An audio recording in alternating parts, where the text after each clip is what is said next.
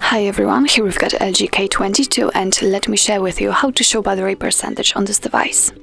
So first of all we have to enter the settings, so let's tap on it and all you have to do right now is find the battery. It should be on the 4th position.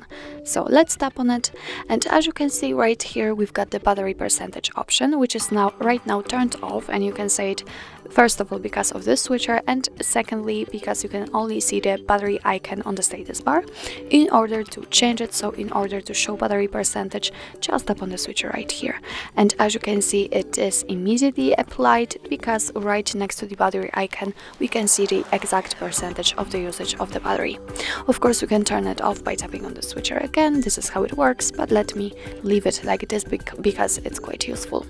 So actually that's all. This is how to show battery percentage in your LG K22. Thank you so much for watching. I hope that this video was helpful, and if it was, please hit the subscribe button and leave the thumbs up.